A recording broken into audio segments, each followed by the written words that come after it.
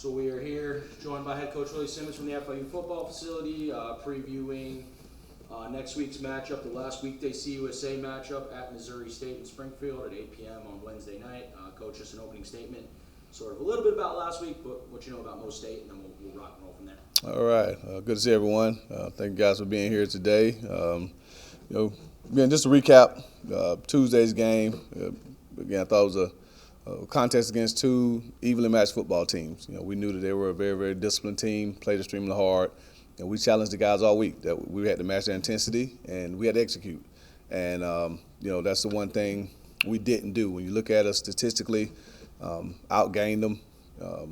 Had the ball for more, didn't turn the ball over.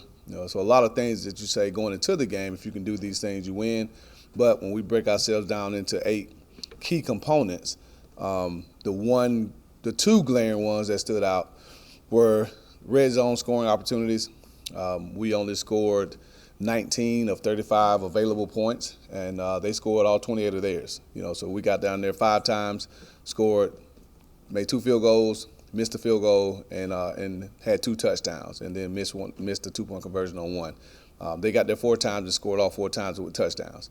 So that was a huge disparity. And then the fourth quarter, which is something that we pride ourselves on. They outscored us 14-9. So you look at the points in the red zone and the 5-point differential in the fourth quarter, that's the game.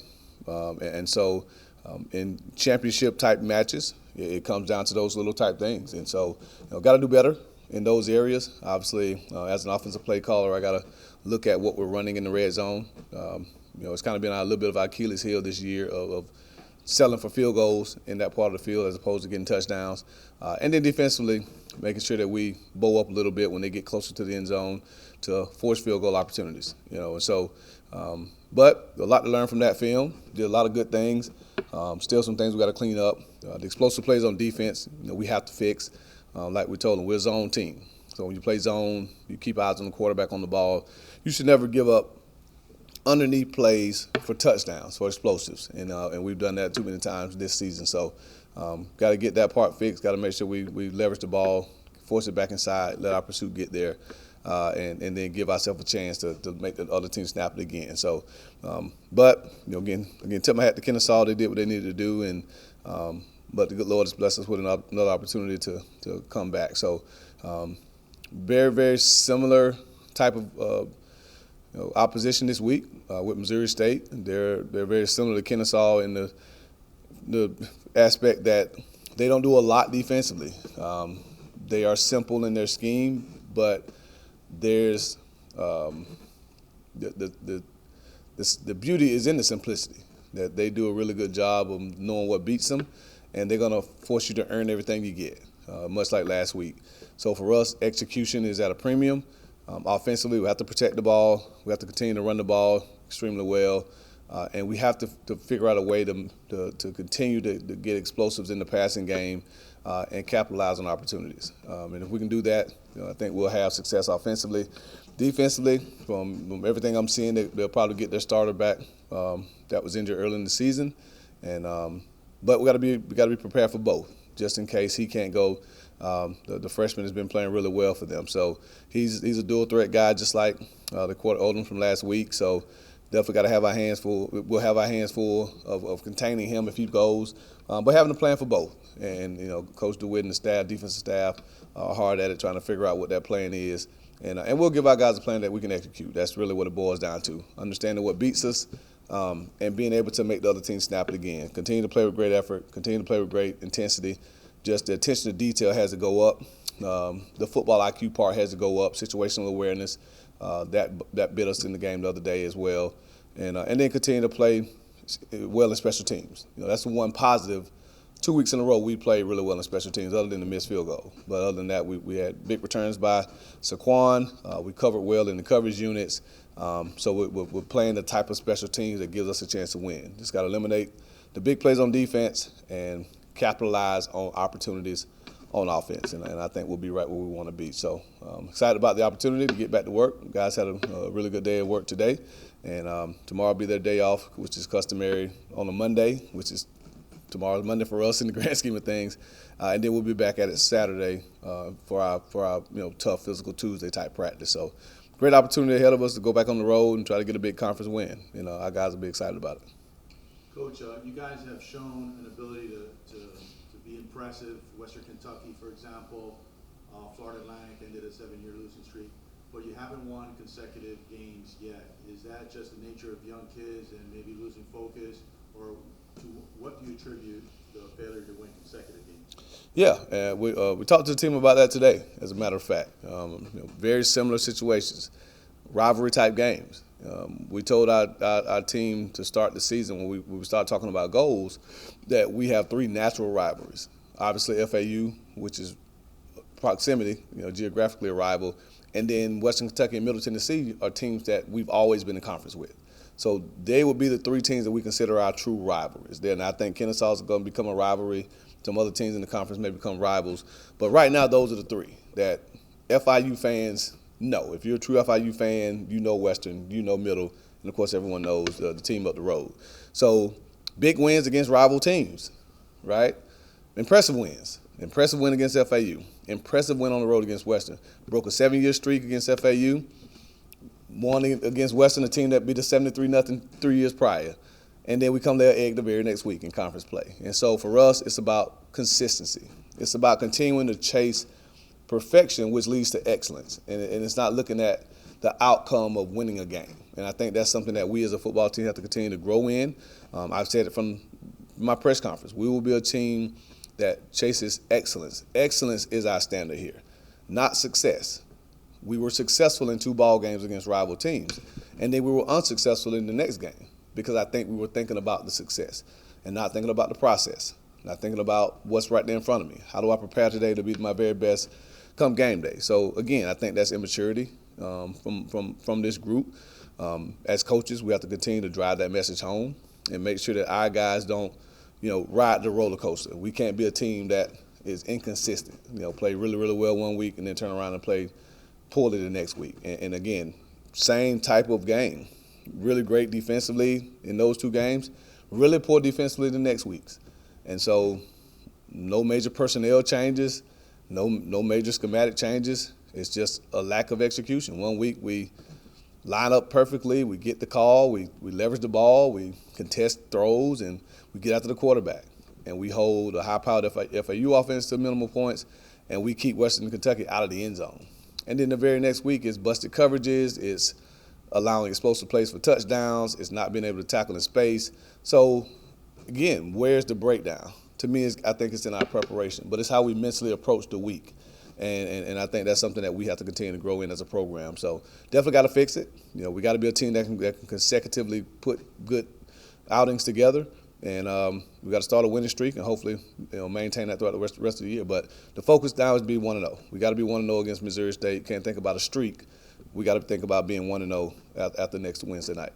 One more from me, just a 2-parter. One, on the kicking situation, is Robert healthy and might you make a change there? And then secondly, if you could just comment on KJ approaching 1,000 yards in just the season that he's had.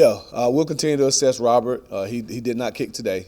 And so we'll continue to evaluate him throughout the week and see where he is. It's a growing. And so with growings, it's just rest and recovery. And no one knows when that magical day will come when he feels 100%. He felt really good going into Western, and then pregame warm-up re-aggravated it. So like I said, we'll assess how he is as the week progresses.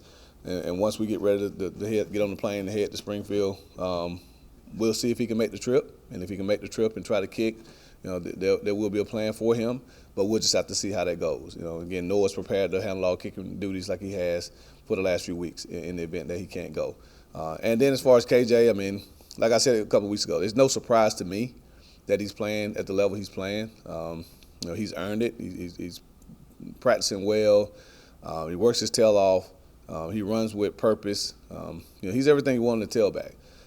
You wish he wouldn't have tried to be dynamic on that one play on 3rd down. That's the one time when you're situationally aware, get the 1st down, and then the next play you can go be dynamic and try to make somebody miss. But no, he's playing as good a football as any back in the country. 4th in the nation in rushing yards right now. second in Conference USA. So he's having an All-American type of year, and we got to continue to keep him rolling, keep him going. And I think the O-line takes pride in opening up running lanes for KJ, because he's shown in every game this season that he's a bell cow. I don't think there's been a game he's had under 70-some yards rushing, and it's clipped 100 the last couple weeks. It clips 150 over the last couple of weeks. So if we can keep that type of production from him, I think we have a chance to be really, really good offensively. And you see with him rushing the ball the way that he has, and even with AC, Lights had his best statistical passing game. So I think they complement each other. If we can continue to run the ball, I think it opens up opportunities for Lights to have prolific passing nights. So we definitely got to continue to run the ball to be able to help our quarterback. Just any injury updates as we go into the week? After the game, Ashton practiced today, and so I think he's going to be okay. Again, we'll meet, have an injury update here pretty soon. Nothing major that I can remember that from the game that would keep someone out. So the guys that are in concussion protocol are getting closer to returning. Kanai Smith practiced today. I think Braden is in his running progression, so he should be ready to go by Saturday. Nunu is the one that's still up in the air. His is a little more severe than the other two. So we'll continue to evaluate and assess him, as the days and weeks progress. And then everybody else, I think is status quo, kind of pushing through it. It's 8 weeks into the season. Everybody's banged up. And so aside from the guys that are done for the year, Juju and some of those guys, I think everyone else is on track to return. Dallas Payne, we're optimistic that we may get him back this week. May have to wear a cast or something on his hand, but we think we'll be able to get him back. And so if we can get he and Braden back, that'll help us obviously tremendously with our tight end personnel. Justin Cayenne's probably another couple of weeks away from being able to return. So hopefully by Middle Tennessee we'll get him back. So just, I guess, just come to the end of the midweek stuff, just what are your thoughts on it? Obviously, it's a little bit crazier because some teams may get more time to prepare, some don't get as much time. Like, for example, Missouri State played yesterday, so they're going to get a little less time. Just what are your thoughts on that? Yeah, as far as the preparation, that's college football. Monday night, Sunday night, Thursday night, not Sunday, but, Monday night games, Thursday night games, that's part of the pageantry of college football. I think the NFL is kind of battling us on that now and kind of monopolizing every day of the week. But we're used to playing Thursday night games, so you play a Saturday night game, skip the next Saturday and play on a Thursday. That's been going on for years. So the extra day of preparation, there may be a team one team may play on Saturday and play, that following Thursday. So you can't complain that you get shorter time to prepare, right? You just adjust the schedule as you see fit. So the fact that we had to tweak the schedule, that's not anything new. The adjustment is just you're used to doing that for 1 week. But when you basically have an entire month where your whole schedule is flipped to where, again, I literally don't know what day. I don't even know what today is. Like, it's Thursday? That's okay, yeah, because today is Sunday for me. Like, in my mind, today is Sunday because my week is based on the game and how we prepare, not based on what day of the week it truly is. So Saturday morning, in 2 days, when we get ready to head to practice, I'm probably going to call my kids at 7:30 because on a normal Tuesday, they're on their way to school. Well, they're going to be asleep because it's Saturday morning. They won't be up there early, but I don't know that because it's Tuesday to me. It's Saturday to them. So just adjusting my mind of what truly day of the week it is, that's probably the biggest adjustment that we have to make. But again, it's fun, just to look up and see that we're the only games on, that Tuesday and Wednesday. And again, these last 2 weeks have been big games, right? You're talking about, us and Western, two of the top teams in the conference. Us and Kennesaw, La Tech and Western, on Tuesday night. That game went into overtime.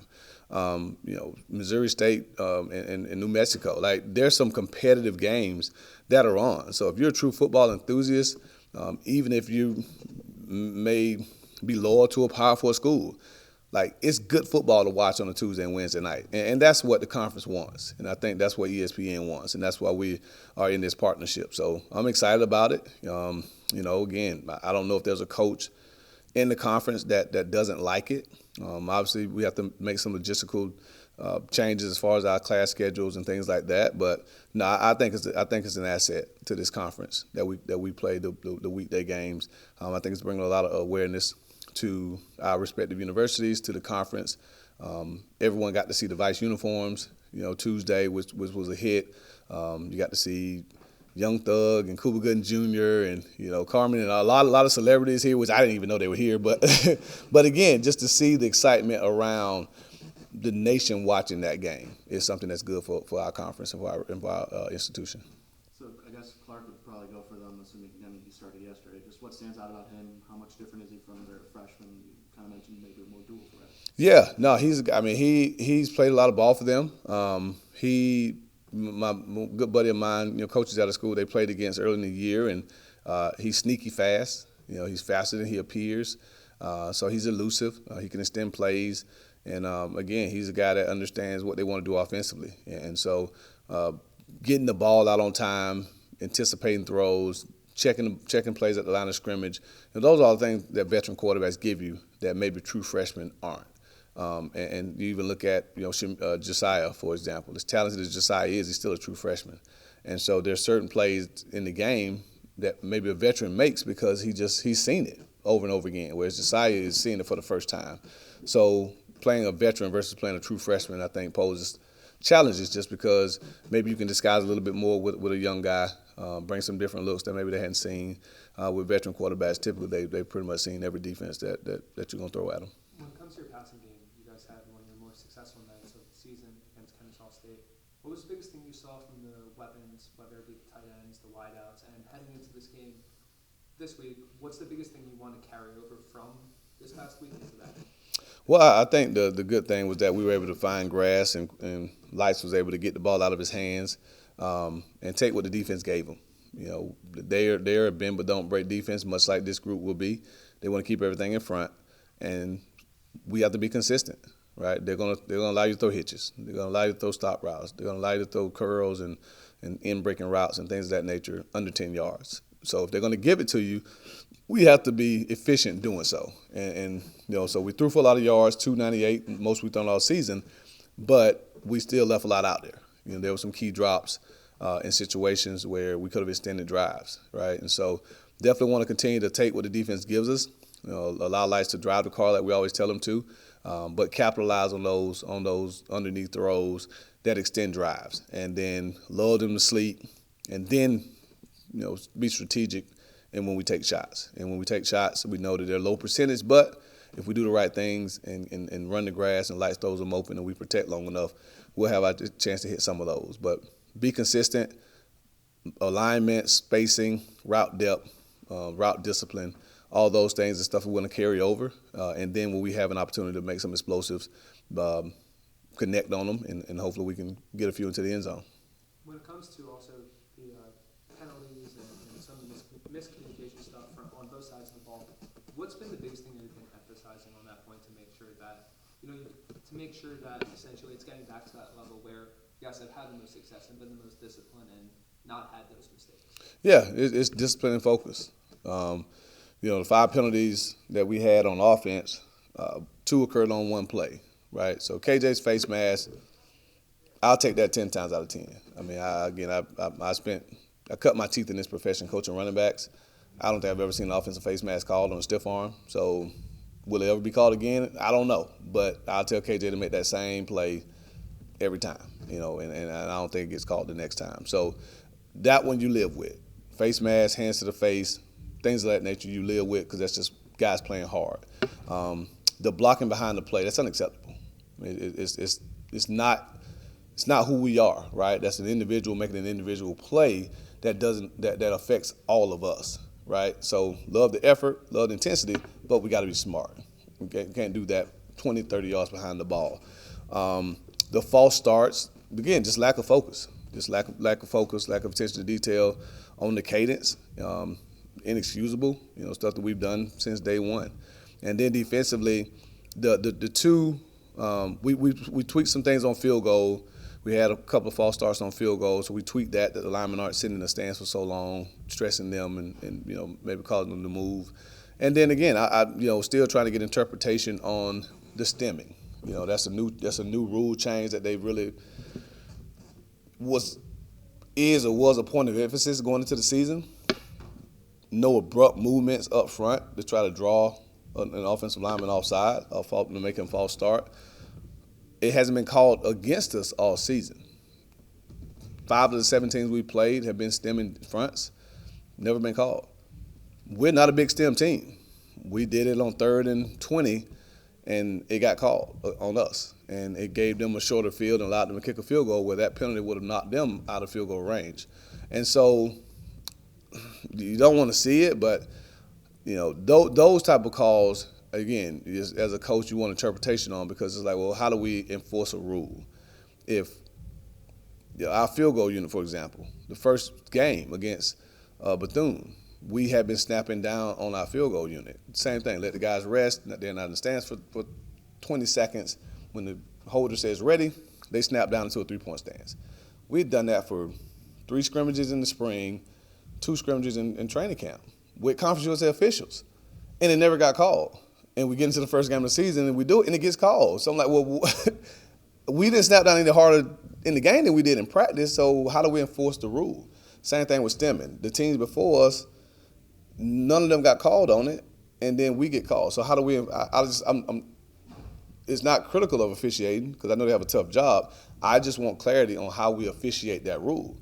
What constitutes a violent movement when you stem, right? How much can I swing my arm? Because, again, it's very hard to go from a 3-point stance and move over without moving my arms too. Like, I don't look like a creature trying to slide over. So, again, as I talked to the head of officials this week and talked to officials in pregame, I want clarity on that rule of if we're going to stem, how do we do it and not get called? If we're going to snap down on field goal to take pressure off of our line, how do we do it and not get called? If they're going to do it, when does it get called on them? So just the consistency in those rulings is really what we want, and that's what Conference USA wants. I talked to the head of officials, talked to Trey Stallings, even the commissioner. We want consistency with our officiating. I think they've done a really, really good job this year, and and it's been a good product. But aside from those 2, the false start and the stemming one, the rest of them are things that we can easily fix by just discipline and focus. Face mask, I'll take that. It's KJ playing hard. He's trying to face mask, trying to stiff arm a guy, and gets called. But he continues to play hard. I'll take that penalty 10 days out of 10. Coach, a quick follow on KJ. You mentioned about that 3rd down play where you seemingly had the 1st down and try to be dynamic. Cameras on the ESPN broadcast showed your assistant coach, I guess your running backs coach, kind of laying into him. What does it say about KJ, how he takes coaching, even tough coaching like that? I think he scored a touchdown on the next one. Could you speak on his reaction? KJ's a fiery guy, right? What you want. You want guys that play with passion. He's playing extremely well, and he doesn't want to let his teammates down. Running backs have a saying that they say before they go out to every practice and games, I won't let my teammates down. And when he makes that mistake, he owns it, right? And he doesn't like for you to come behind him and remind him of that mistake that he just owned up to. So he's a fiery guy, but again, KJ's been great. He's been amazing. He's addressed the team and as a leader, taking some accountability. And that's what you want to see, the growth that he's made. Of course, I wasn't here last year, but just from what I got from people that were here, how much more mature he is now than he was maybe a year ago. He's taking leaps and bounds. Same with Keegan Davis. Same with some of the other guys. And so, no, I have 0 issues with KJ. Again, like I told him and like I told the team, his decision to make that run, that's on me. Because we have to do a better job of stressing situations. Because like I tell the receivers, and we've said it, but obviously we're not emphasizing enough. We drop some balls. You're going to drop balls. You throw the ball, I forgot how many times we threw it, 41 times or whatever it was. You're probably going to drop a couple. That's just part of the game. But a 1st down drop is different than a 3rd down drop.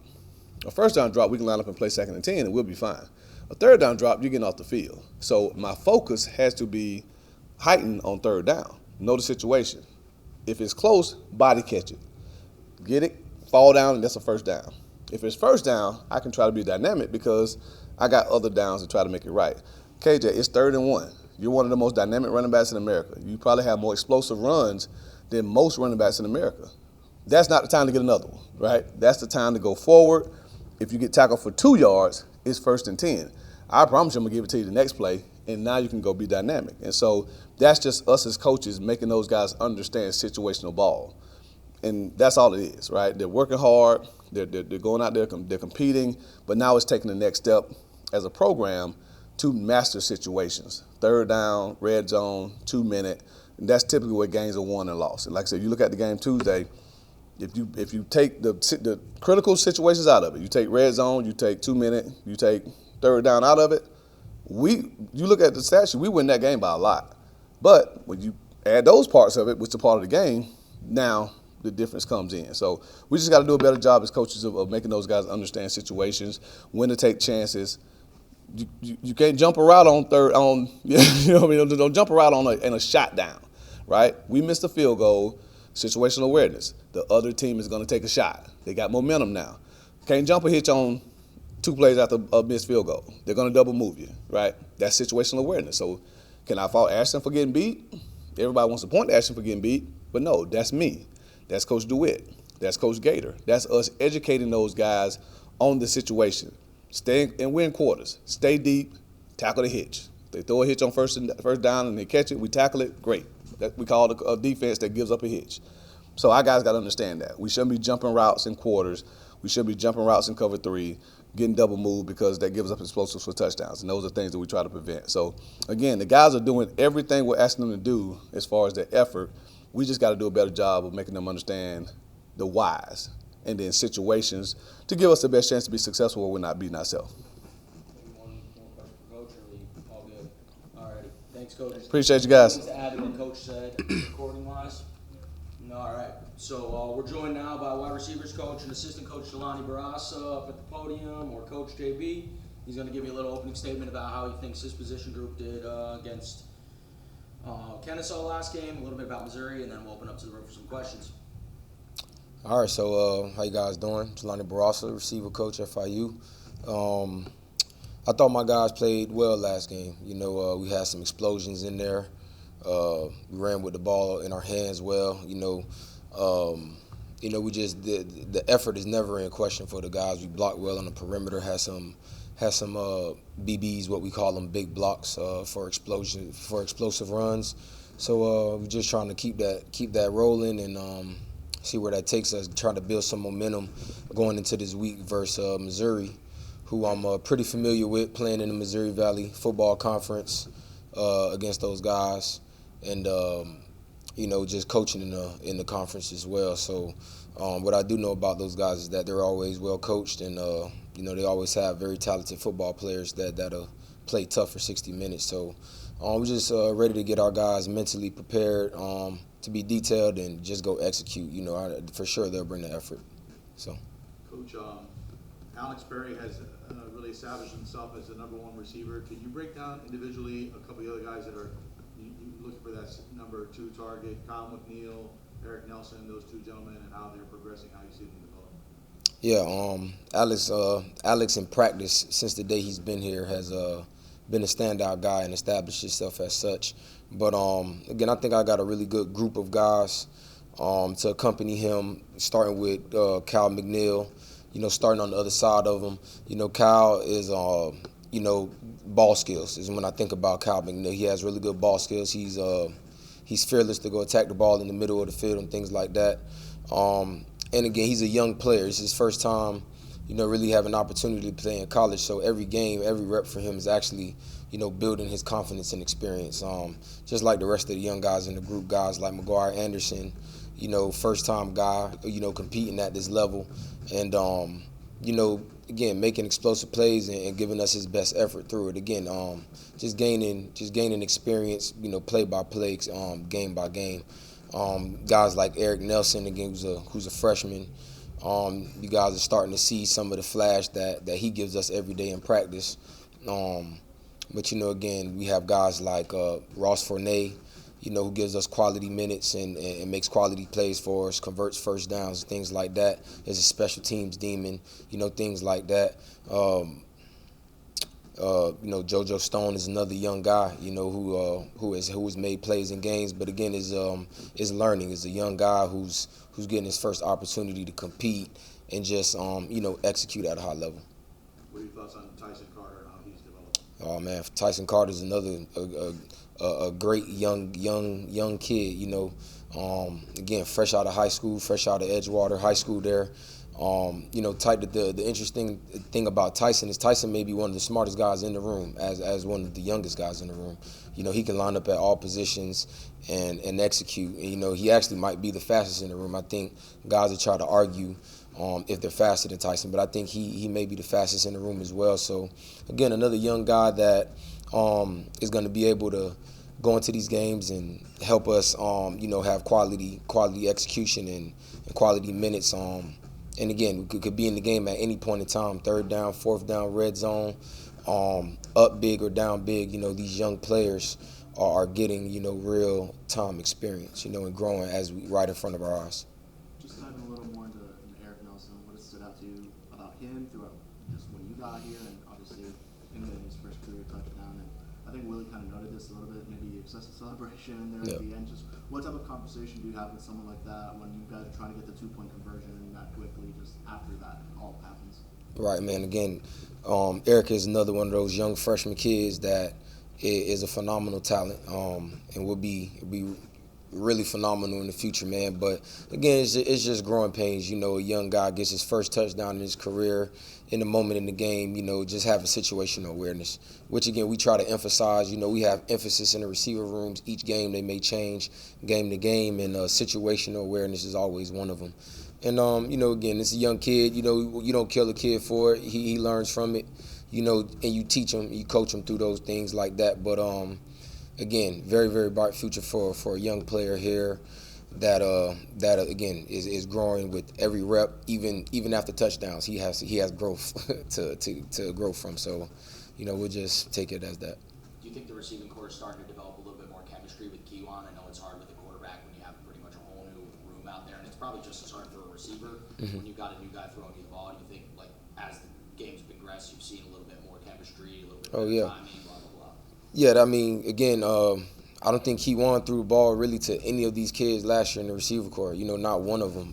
Ross Fournette played a little bit, but really that's about it. So he has a whole new group of receivers. And again, most of these guys are young, really don't have a lot of game experience. So, again, we're literally growing through every rep on the field. Every single play is room for growth with these guys. But again, I think they're handling it well. These guys are aware of it. I know these guys have a great relationship with the quarterbacks, with lights out, and they talk about these things in private. They watch film together. They throw after. They're trying to get on point. And again, we'll continue to see the growth as we continue to play these games. I think all of us in the room were impressed with a couple of other talented freshmen that you have in the receiver room that haven't played yet this year. Obviously, not everybody can get on the field yet, right. But you're looking at now after this game, having the kind of those 4 games left, you want to burn the red shirt. Possibility of seeing Amari Isaac or Kenny Williams out there at all, or it just kind of depends on the game? Yeah, I mean, I would say the future for FIU football is very bright in the receiver room. Those young freshmen, Amari Isaac, Kenny Williams, even guys like Andre Brown, man, walk-on kids. These guys come to practice every day and give the defense that work. These guys are going to be phenomenal talents here. Again, some of it is just keeping their red shirts. Those guys are talented enough to go out there and compete and help us win on game days. But again, they're just young players, so we're being strategic how we use those guys. But again, just more young talent in our room that will be displayed one day in the future here.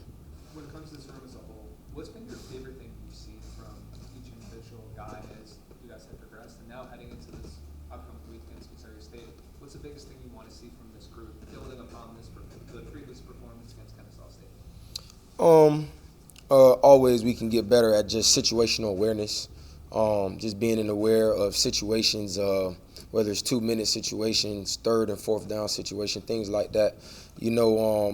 Continuing to have our pre-snap reads, and getting lined up. Our offense we line up in a lot of formations. We're formation based. We motion a bunch. We tempo. So those guys have a lot that they need to understand and be detailed about to operate in our offense. And that's really the task for those guys, is just every day that we get an opportunity, not even just by the game. It's literally every day, get better at our details and operating in our offense. The ability, the talent, that's going to show up. That's why these guys are here on scholarship. We believe in the ability. With us, it's just all about being more detailed in our execution with what our offense is asking us to do. So that would be what I'm looking for. Can you talk a bit more about McGuire, the guy who came here, I think, last year, was more on special teams, didn't play a lot, kind of started making a name for himself throughout campus. What specifically stood out about him to, essentially make him a starter? Yeah, so just from my point of view personally, I don't know anything about McGuire before the day, that I took the job here and was able to recruit him, and not recruit him, but start coaching the kid.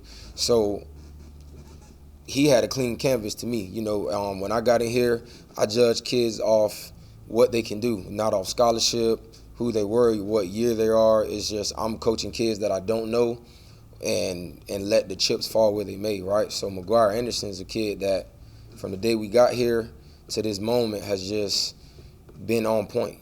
Everything we ask him to do is 100 miles an hour, accountable, and again, is able to execute. He can play all three positions in our offense, all three receiver positions, really all four, because when we go 10 personnel, he can play that fourth receiver position as well. So, that's what has given him a chance. And then again, the ability, it speaks for itself. The ability to make tough catches, the ability to run with the ball after the catch. That's the main probably attribute about the kid that I like, is he's a tough guy. Again, another special teams demon. He was making plays, sparingly at receiver and starting on all special teams. Now we've kind of reduced his role a little bit because he's helping us so much more at receiver now. So again, man, McGuire Anderson is really the model of a kid that you want to coach and that you want in your program. When it comes to this Missouri State defense, what are you seeing mainly in terms of coverages from this secondary, and is there going to be different opportunities for things that maybe you guys haven't been able to do in previous weeks against this upcoming opponent? Well, it's still early in the week, so I got to dig a little bit more into what they actually do. But from, the previous years of going against them, it's the same staff. So what I do know is that they're going to have their kids playing really hard, and discipline, I know they have the ability to play a lot of quarters coverage. They can get to some single high stuff. So, whatever that, when we really dig into it and get our film really broken down and dive into what they like to do, we'll have a good plan for it. We'll have our kids confident in the plan that we come up with to go execute and attack the things maybe that they're not so strong at. Any other questions for Coach JB? I appreciate you, Coach. All good, man. Appreciate you guys. Appreciate